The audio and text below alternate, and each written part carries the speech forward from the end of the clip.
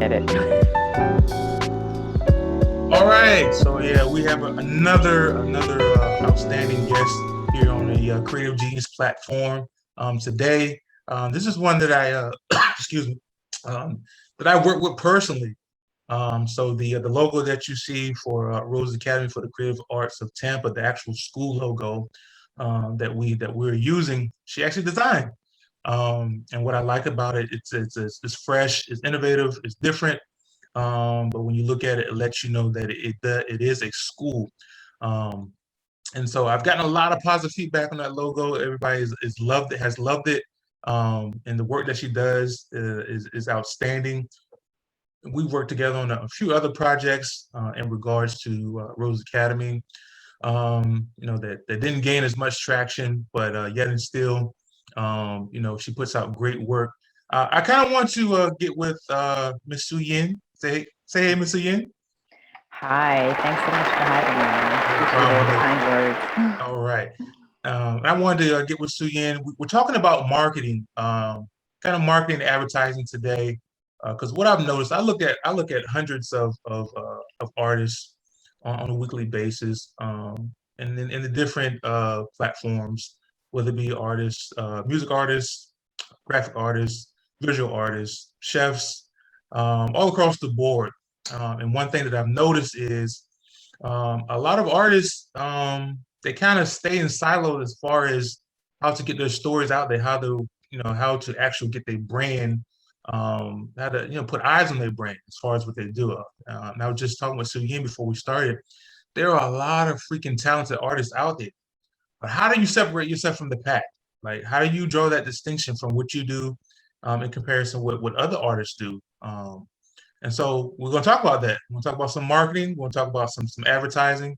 And the good part of that is telling your story. And so what an awesome way to segue into that. Then talk with somebody who helps artists and individuals and companies tell their story every day. And so yeah, welcome to the platform, Ms. Su Yin. How's your day going, Ms. Su Yin? It's going great. Beautiful morning, beautiful autumn morning. Yeah, I went outside in the garage early today, and it was a little breezy out Yeah, it there. was cool. It was like, oh, but I'm from up north, so it's like, ah. Yeah, yeah. That's why I moved here because I didn't want that. I wanted, yeah, I wanted to stay hot, but it was a nice change of pace as far as the weather. So yeah, I'm pleased. Um, so yeah, let's talk about a little bit about you. Tell us how it all started. Where are you from? Uh, I am originally from New York, born and okay. bred, and I am one of seven kids, and Ooh, I'm a first generation American born. okay. So with my parents, they were always like, as far as school went, is to study, study, study. They're a part of the American dream is Right. like, hey, an attorney, a doctor, something like that. So, I mean, my grades were good, but it was always good because we always studied. But that wasn't for me. I really wanted to draw. So I actually purchased my own sketchbook with my own money and I sat there and I drew.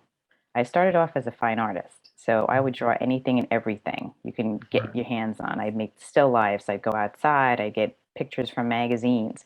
I was constantly drawing. So by the time I went to middle school, I had taken almost every art class you can think of photography, ceramics, anything and Right. everything.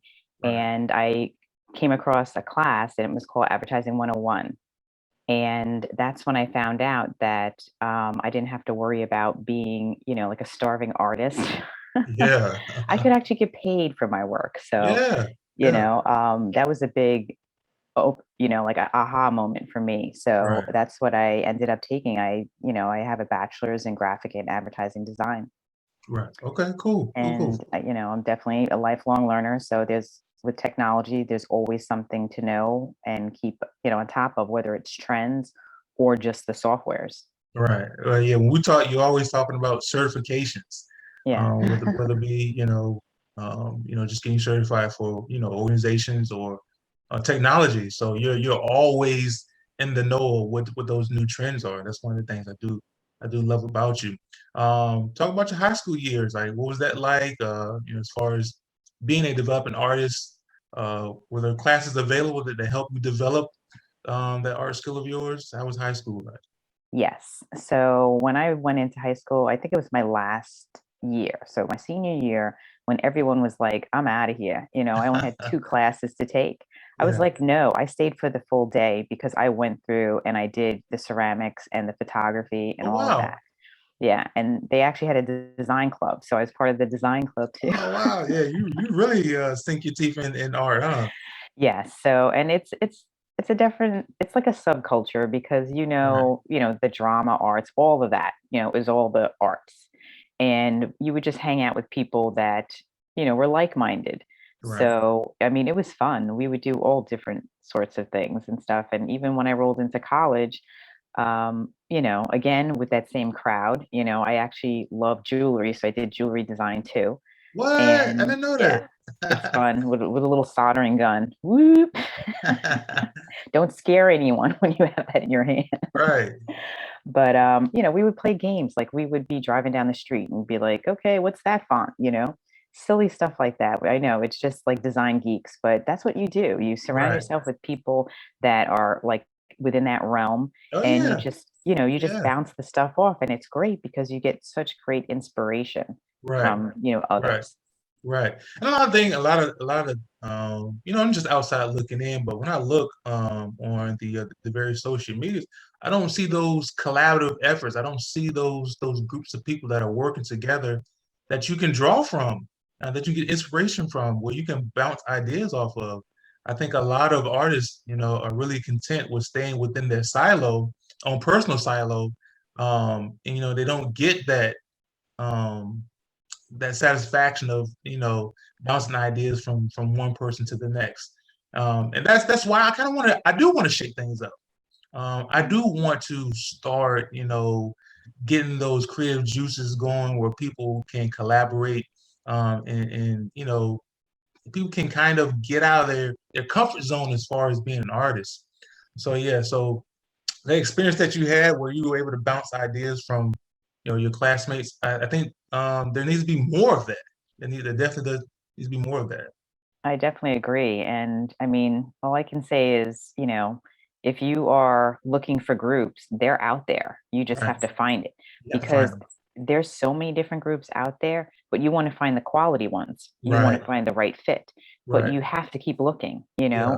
And when you have more and more conversations with other people, I get tons of like different, software apps and stuff like that, that basically streamline my production. It's like, hey, check out this one or check out that Right. one, and that's how you get all this information because with through this information I've gotten some really good groups that I Right. normally wouldn't have known about at Right. all. Right. Right. It's all about collaboration, if you ask me. Hmm. It's all about having, whether it's two or three people in the group where you can collaborate. Inspiration, it goes a long way as far as being a creator. And we all get in that funk where it's extremely hard to create. You need that team. You need that group of people where you can talk things through, or they can push you through whatever you're going through. So uh, having a team of like-minded creators is vital. It's very, very important. And talk more extensive. Oh, I can't talk this morning. Go more into detail about your college years. Um, College, well, I wanted to learn everything, and that's right. just how I am. I when I dive in, I dive in. Yeah. Yeah. you know So I submerged myself. So basically, I was going for graphic and advertising design, which encompasses, knowing layout design, knowing typography. We would hand letter our fonts and stuff like that, um, illustration, photography. So graphic design is like a lot of different stuff. So you can break off. So at one point I went in and I took extra photography classes because I love that so much. Right. And it just gave me a better understanding of, how to use a camera, but also to see your vision. A Right. lot of times, when you're, laying out something, you want a certain perspective, a certain crop. It's good to know that. And, especially if you're going to be an art director or something, directing somebody else, you need to know how to Right. direct them. Right. Right. Um, and then I did do jewelry design because it was so much fun, Right. and why not create Right. something? Right. Now, do It you think all those experiences that you had, do you think all those are necessary to be a no?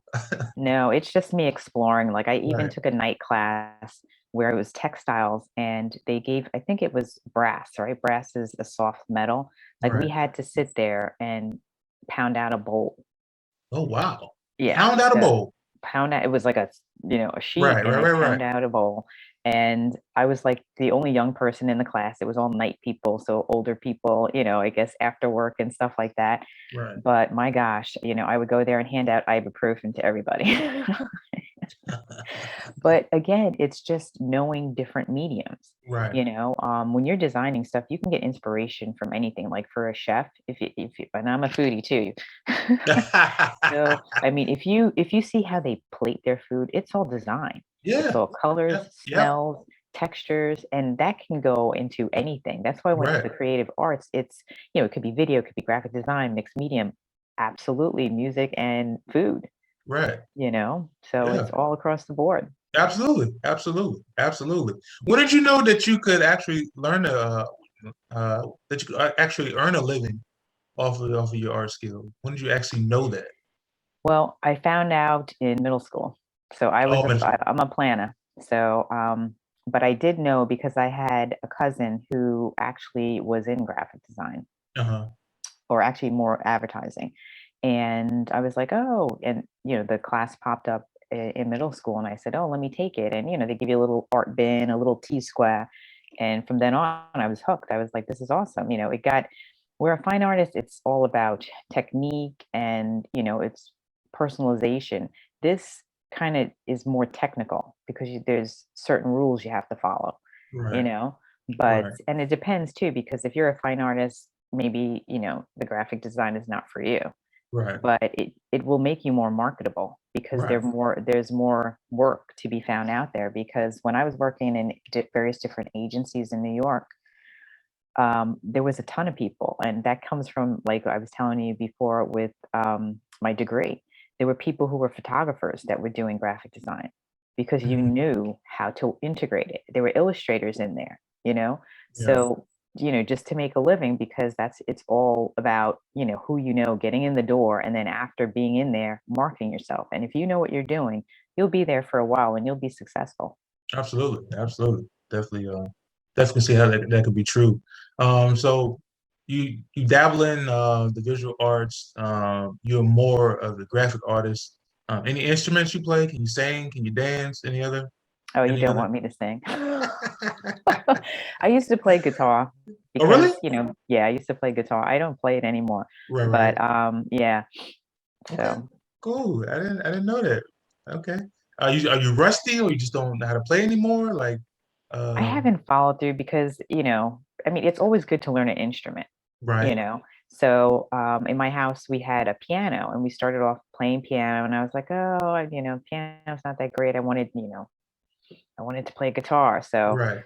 my mom took me out to have lessons and stuff like that. And Oh, neat. I mean, I would listen, Right, but the art, it was actually one more over for me. I spent more time in the art, and that was the problem, because although I could recognize and listen, I needed to practice. right, And I just didn't, you know what I mean? Like that was my passion, was art. So, right, right. which I Cool. All wish right. I wish I could have found the balance, because, I mean, that's a great way to, use it as well. So, I say the same thing too. Mine's a little bit different. So, if everybody doesn't know, I have and my background is athletics. So My brother, he plays the drums really well. We both started out playing the drums together. He's very talented at the drums. I then picked up the saxophone, um, and that's my one regret. I regret not continuing my lessons on the saxophone. And like you said, it's that balance. I chose football. When you talk about submerging yourself, I chose that route, and I went 110 degrees that route um, in athletics. Then kind of have more of a balance. Um, but yeah, I can definitely identify. I wish I would have kind of kept that saxophone interest more up there on my priority list, but I didn't. I let it go. So I can definitely identify with the balance. Cool. So you created Yin Graphics, correct? When did that become your baby? Yen Graphics started off in New York. It was actually Yen Designs. Right, So I was an art director and an advertising coordinator, and then I kind of went off on my own because I could pretty much do all of the job that I needed right, to run it. right, So I became a solopreneur, and in a bigger city, basically, you're a 1099 independent contractor, but you build a business. So I had a business created in New York, and I would go to various different agencies and work. And again, it's who you know. I would get in. It was like a dedicated pool of creatives that would call up and say, "Hey, CN, we got some work over at Y&R. Boom, we're over there. That's it. Your foot's in the door." And right, this is like granted that you know what you're doing. You know what I mean? right, right, So, but what I've learned, because basically I've been in and out of small, medium, and large size agencies throughout Long Island, Connecticut, and New York City, right. is that each one of them is different. The bigger they are, the more departmentalized they are. Mm. So I can easily go in, and when if they're going to bring me in, something's wrong. Like something was due like a week ago. you know so we have to have that come to Jesus moment, like, Right. okay, it's totally wrong. It's going to take X amount of time, and you have to be specific because they're so far behind. So I'm Oh, not brought in to be by the water cooler chit chatting. you know they basically I mean, you could stick me in a room and I will produce. You know what I mean? Like, right, I just need to right, eat. right, But, I mean, that's a great skill because it's very deadline oriented, and it's not really for the faint of heart. Like if you get really stressed out, it's not the place to be. yeah, But if you thrive on that deadline, which I do, yeah, yeah, I can go in and seriously just break it down right, and just assess what I need to do and send out the task and deliver everything. right. So one thing I like about you, there's a lot of things that I enjoy when it comes to working with you. I've never really seen you lose your cool. Now, I might have seen you annoyed or frustrated a time or two, but that never translated into you not being in control of your emotions. And is that how you've always been, or you've had to learn that trait? No, that's pretty much how I've always been. I have very low blood pressure, believe it or not, in a very deadline oriented world. It's like, are you still alive? But no, seriously, I mean, you have to, if you're in, it's almost like being in a crisis situation. Like I can't tell you how many times, like, being in an agency, they're like, this needs to go out in, 2 hours. And it's like you actually have 4 hours worth of work. At that point in time, you're not getting up for potty breaks, you know what I mean? But you have to crank that out and you can't fall apart. So, you know Mm, what I mean? And you're working so closely with other people, like, so you're part of that whole team. So right, your piece has to be taken in, as a whole. right, So again, there is no time to like right, fall apart. right, So, like I said, there is certain stuff that you definitely need to have, and that right, would be one of it. right. Well, I got it. It's a must that I have order. Like I can't work in chaos. I can't do it. Hmm. So I like the deadlines you set. I like the advice that you give as far as how to have everything orderly leading up to the production of the main product. So I don't think you ever get that chaos of No. having to. Yeah, not for me. I just can't do it. I just can't do it. It's too stressful on me. Not to say that I can't do it, I just don't enjoy it. So you'll never have to worry about that on my end. Cool. So, so kind of give the audience an example of the kind of projects, kind of clients that you work with over the course of your career within Well, graphics. at the very beginning, like I said, I worked with various different advertising and marketing agencies. So coming from a bigger city, it's easy to get work. It's who you Right. know, who you get, who gets you in the door, and you market yourself. So I would be constantly booked out in various different agencies. They could be small, medium, or large. So I could be, part of a team at one place, helping out, being a designer. I also produce stuff too. So I have that in my palette. So I can design and produce, but I can also be like the head of the project. So it's just depending on what role they assign me is kind of Mhm. how it works. Right. So that's at the very beginning. But again, that's kind of shaped me into how I could be a project manager at this point. So Right. for Yen Right. Graphics, I started that in 2013 when I came to Florida. So, I mean, I have obviously more experience, but that's the date I started. Right. And it being the fact that I moved to Florida, which is a little bit different than being in a larger city, I had to restructure my business. So basically, what I did was I started to create different key partnerships with senior level people. So people that know what they're doing. We work very well together. We know when a job needs to get done, how to follow through with Right. it Right. right to the end. And, the various different clients that I would be working with now are for profit and non for profit businesses. Right. So, you could be a solopreneur. It's various different industries, but it's geared towards small businesses. Right. Right. Gotcha. Gotcha. Okay. All right. Um, what has been your kind of your most favorite project that stands out? And what did you do? If you can remember. I can remember. I like the projects that are out of the box because those are the ones that like stick in my mind because Right. it's not an easy solve. Right. So I worked with Tash, which is a nonprofit, and they wanted, I did various different Hmm. event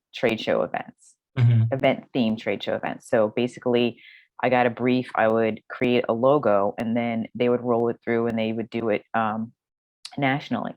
So this one was they wanted me to create business cards, but it wasn't just business cards. There were business cards that had Braille on it because Really? Tash is known since like 1970s for you know um, develop handicapped developmentally, whether Right. it's vision impaired, that type of. So that was interesting because again, that's out of the box, and Very outside the yes. box. So, again, that sticks out because it's a challenge. I like the challenge. It's not just like, hey, go design a brochure or go design just a business card. It's Right. something different where you need to make sure that the braille doesn't confuse the rest of the card, you know. How'd you pull that off? I had to do some research. So I Right. had to actually get a printing company that specializes in Braille. So, and they were in a different state. So they had to send Huh. me, yeah. So it was like a lot of back and forth and research. But Right. basically, I would send them, a couple different samples and they'd send back the samples of what they would do. And I would have to piece it together. Oh. So, and I needed to see, I mean, you could do a lot of stuff electronically. It would have been faster, but I Right. needed to see the print. I Right. needed to feel the paper and make sure that everything was going correctly. Because when they punch it out, you're punching through paper, so it depends what weight, so it doesn't like explode the paper. So there's a lot of shipping back and forth.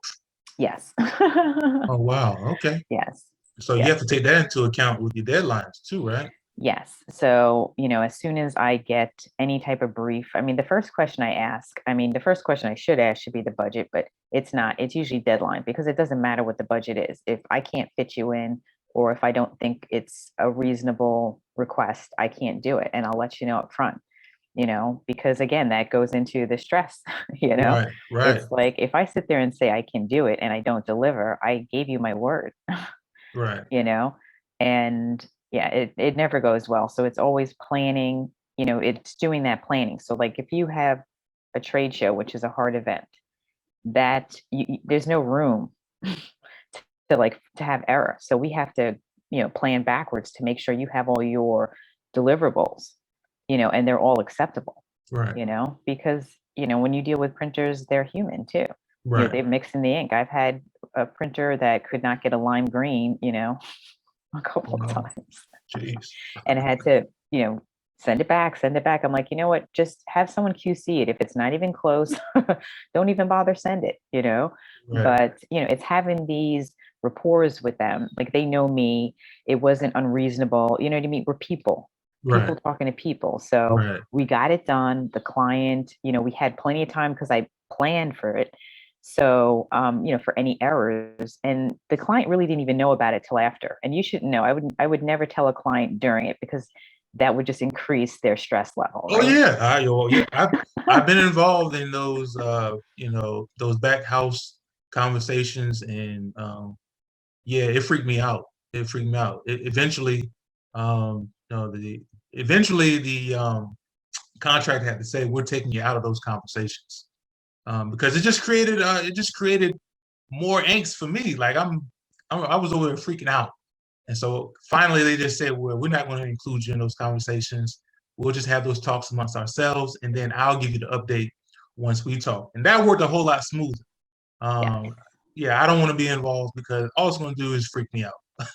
Yeah, and that's part of the reason why you're coming to me, as a Right, project manager. It's right, like to take away all that stress. You don't need to right. know that. And again, like I said, towards the, at the end of the project, I might be like, hey, I might say something because, I might say something, but it's yeah. Right, right. It's all good. It's all good. So let's switch gears just a little bit.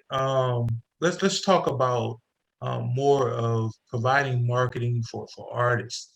And I think a lot of artists, and we're talking in general, we're talking about across the multiple platforms of being an artist, a creator. Whether you're filmmaker or music or uh, you know, a fashion designer. We're just talking about it all in general, but I find that most kind of struggle with marketing themselves and coming up with a marketing strategy. Why do you think it's so critical for artists to have their own marketing strategy, especially if their desires to become an entrepreneur within the arts?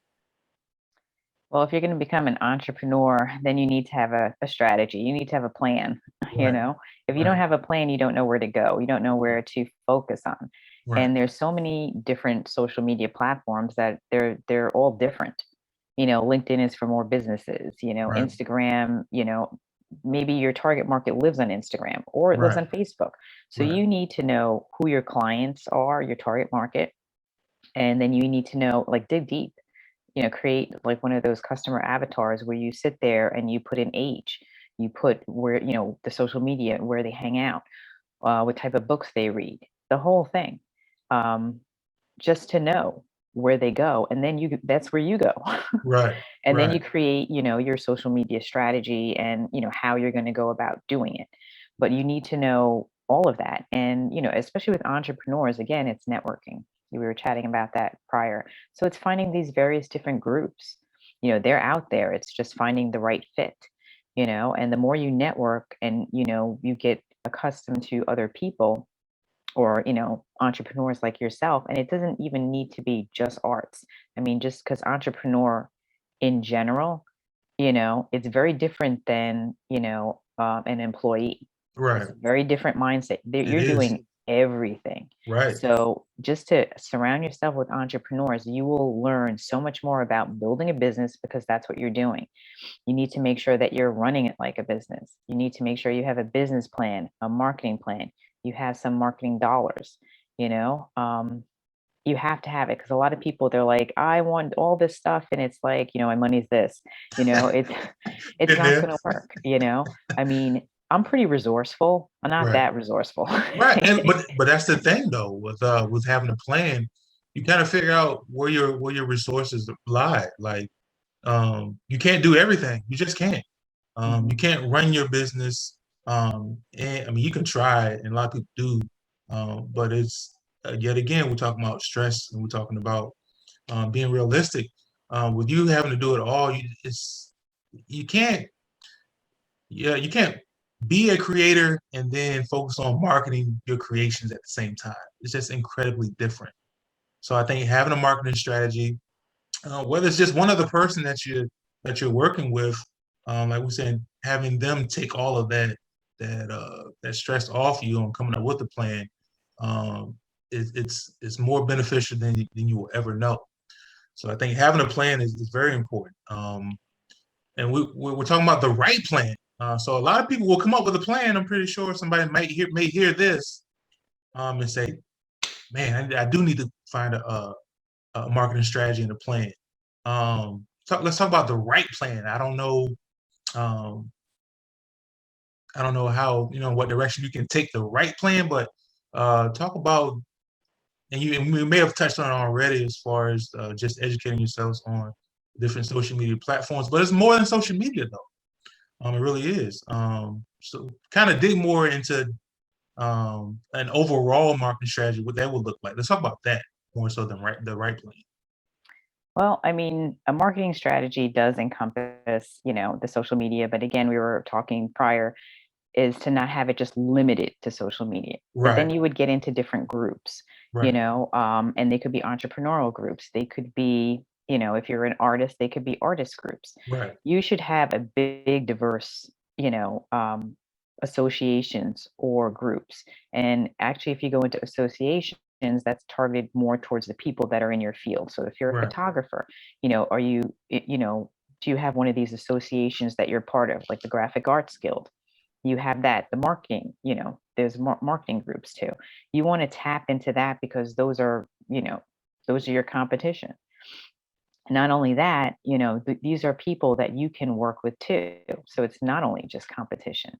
right, There's a right, lot of people, we overlap so much, and I may not want to do stuff. I'll sub it right, out to somebody right, else. And right, again, that opens up a huge field. right, It's called a contact sphere. So if you can identify who are people that are either non-competing or that have overlap within your industry and reach out to them, you're creating these key partnerships. And again, it's all about who you know. We're all people. When I'm buying something, it's an emotional response. I'm buying from a person because mm, with a graphic designer, you everyone knows a graphic designer. What makes me different is I'm me, and that person is not me. right, You know, right, and it's huge. right, So right, it depends what your core values are. If people relate to those core values, what's your message, all of that, and that's part of your marketing too. You know, who are you marketing to exactly? right, And if you do have these, and you should have core values, what are they? Because a lot of people will only buy, I mean, if you think about it, a lot of even like the big companies, if their core values don't align with mine, I'm not buying them, you right, know? right, So, right. I mean, that's a day and age we are in right now. So if your company is not doing it now, it should be. Right, right, and that's kind of a nice transition to my next question. A lot of artists that I do see are, they do struggle, they do have troubles with telling their story. You don't know their story. All I see is an artist who may be doing a portrait that's time lapse, or I may see a producer who may be putting down a track and putting the music out there for the audience to listen to. Um, but let's go into detail about the importance of telling your story. Like, why is that so important in terms of marketing?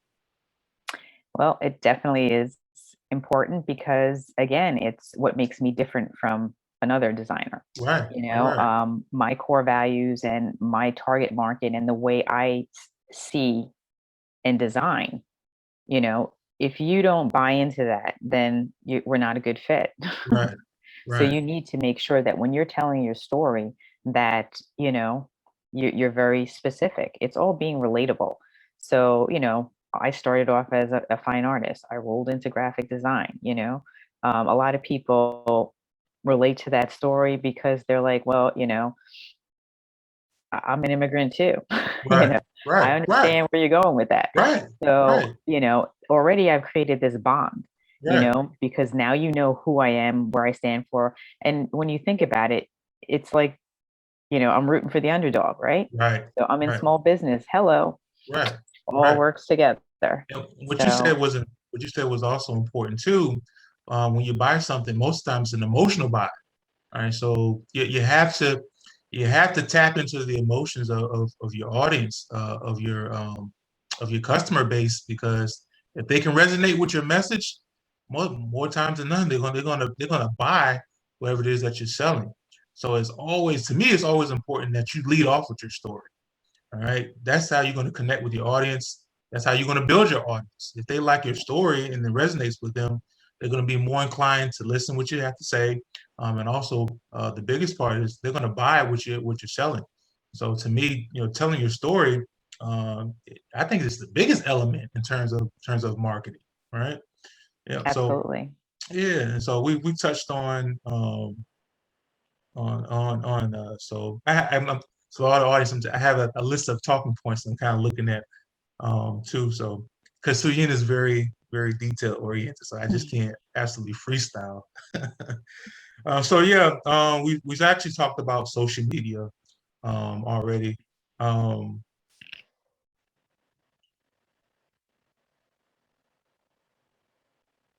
so let's talk about how can getting graphics how can getting graphics help tell that story, or generate a nice marketing campaign.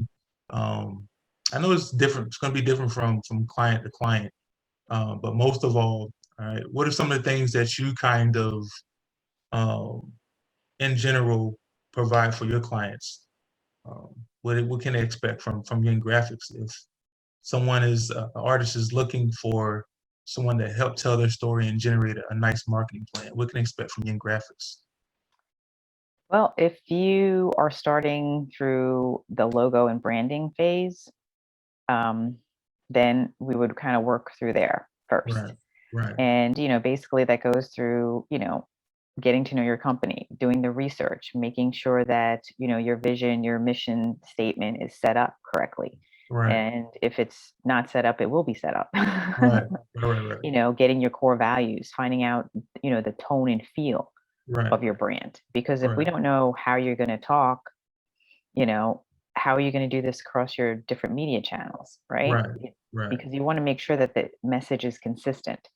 So if you have all of this in place, then we can move into a marketing right, where, we would come up with, different customer avatars and find out where your people hang out, right, and right, then we already know your tone and voice, and we can, you know, talk in that manner right. and make targeted, whether it's ads or your posts, again, aligning with what your brand is. Hmm. Yeah, If you don't know what your brand is, then we can't even get to that step. right, right. Now, is a website necessary? I know it is at some point in time, but in the beginning, how important is a website A website is pretty important because you want to have an online presence, presence? but Right, a lot of people may not have a website up at that time. And right, there's different things. I mean, some people have, they love Facebook and they have a presence on Facebook, right, that can be used, but again, you do want to get it out there because you want to hit the different places, because how are people going to find you?